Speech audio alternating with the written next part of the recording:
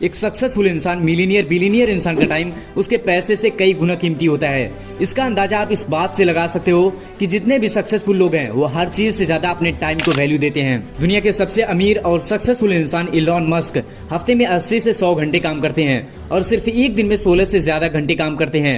Apple company के CEO Tim cook 4 बजे से पहले ही उठ जाते हैं। Mark Zuckerberg, founder and CEO of Facebook, 6 बजे ऑफिस जाने के लिए रेडी हो जाते हैं। सुंदर पिचाई, सीईओ ऑफ गूगल, 6:30 से 7 बजे के अराउंड उठ जाते हैं। और ऐसे कई सक्सेसफुल लोग जैसे कि वॉरेन बफेट, रतन टाटा, विराट कोहली, यही नहीं कई फेमस एक्टर जैसे कि शाहरुख खान, अक्षय कुमार, ये लोग सूर्य निकलने से पहले ही अपना बिस्तर छोड़ देते हैं। व्हाट डू यू थिंक, क्या जरूरत होती है इन्हें इतना पहले उठने की जबकि बहुत लोग सो रहे होते हैं। इवन ये लोग तो अपना टाइम कैसे न कैसे करके बचा ही लेते हैं। आप कैसे अपना कीमती टाइम बर्बाद होने से बचा सकते हो, let's no.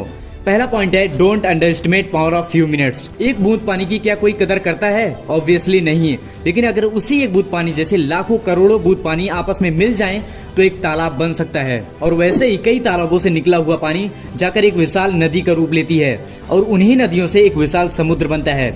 The main point is, चाहे एक बूंद पानी हो या फिर आपकी जिंदगी का 1 सेकंड या फिर 1 मिनट समय हो, उसे कम नहीं समझना चाहिए।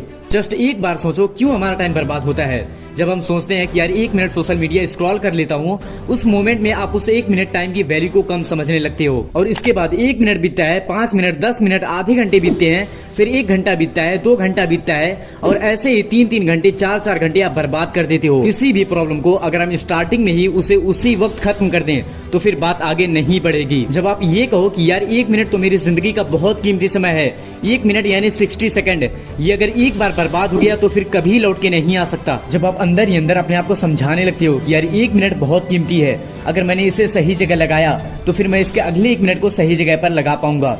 सेम इसी तरह 1-1 मिनट को इंपॉर्टेंस देते चले जाओ, आप देखोगे कि वही 1-1 मिनट आपके काबू में होने लगेगा। अगर आपने 1 मिनट को सही से यूज करना सीख लिया तो फिर हर घंटे को आप सही से यूज करना सीख जाओगे। आपके लिए पूरे दिन को सही जगह पर लगाना कोई बड़ी बात नहीं होगी। दूसरा पॉइंट है, मेक प्लान्स ऑफ टाइम। बड़ी से बड़ी कंपनी और काफी सारे बिजनेस प्लान से ही चलते हैं। किसी भी बिजनेस को आगे बढ़ाने के लिए प्लानिंग की जरूरत होती है।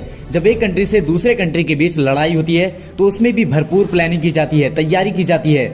जब आप किसी भी चीज की प्लानिंग करते हो तो उस काम की होने की पॉसिबिलिटी काफी हद तक बढ़ जाती है। आप सुबह उठते ही या सोने से पहले ही अपने टाइम को प्लान कर सकते हो। इससे आपके माइंड में एक क्लियर विजन होगा, आप भटकोगे नहीं, आपका माइंड डाइवर्ट नहीं होगा जब आप टाइम की प्लानिंग करते हो। एक और बात यहाँ पर आती है कि हम प्लानिंग तो कर लेते हैं लेकिन उस पर एक्शन नहीं ले पाते हैं। लेकिन एंड में जब वो प्लान किया हुआ पूरा नहीं होता है तो फिर हम डिमोटिवेट हो जाते हैं और फिर अगले दिन से ही उस हैबिट को छोड़ देते हैं।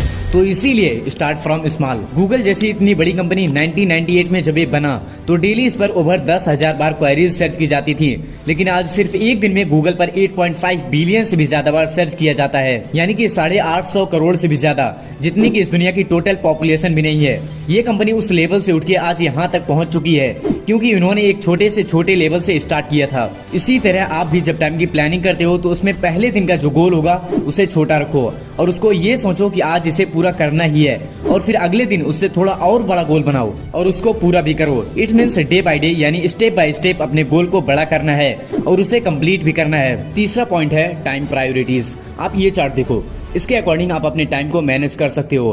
पहला है इम्पोर्टेंट एंड अर्जेंट वर्क, यानी कि पहले वो काम करो जो इम्पोर्टेंट भी है और अर्जेंट भी है। फॉर एग्जाम्पल, जैसे कि आपके टीचर ने आपको अपना नोट कॉपी कंप्लीट करने को कहा तो ये काम इम्पोर्टेंट भी है और अर्जेंट भी है, तो इस काम को आपको सबसे पहले करना है। दूसरा है not important but urgent work. कोई भी काम है अगर वो आपके लिए उतना इम्पोर्टेंट नहीं है लेकिन अर्जेंट है तो फिर आपको उस काम को करना है। तीसरा है important but not urgent work. कोई भी काम है अगर वो आपके लिए इम्पोर्टेंट है लेकिन जरूरी नहीं है कि उसे तुरंत करना है, तो आपको इन दोनों काम को कंप्लीट करने के बाद ही इसे करना है। जैसे कि हमारे सिलेबस बुक के अलावा बहुत ऐसी बुक्स होती हैं जैसे कि सक्सेसफुल कैसे बने, rich dad poor dad, the power of subconscious mind etcetera. ये बुक्स पढ़ना आपके लिए शायद अर्जेंट नहीं होगा लेकिन इसे पढ़ना इम्पोर्टेंट है, तो आपको इन दोनों कामों को कंप्लीट करने के बाद ही इसे करना है। आप एक बार गेस करो कि कौन ऐसा काम है जो कि ना ही इम्पोर्टेंट है और ना ही ज्यादा अर्जेंट है। जैसे कि वेब सीरीज देखना, मूवीज देखना, स्पोर्ट्स खेलना, आप इनको बाद में भी तो कर सकते हो क्योंकि ये ना ही एकदम इम्पोर्टेंट है और ना ही ज्यादा अर्जेंट है। एक बार फिर से हम टाइम मैनेजमेंट के रूल्स को देख लेते हैं। पहला, don't under estimate power of few minutes. एक दिन में 24 घंटे होते हैं, अगर मिनट्स में देखें तो 1004 से 40 मिनट्स और सेकंड में देखें तो 86,400 सेकंड्स होते हैं। हर एक सेकंड और हर एक मिनट को एकदम कीमती समझ के यूज करो।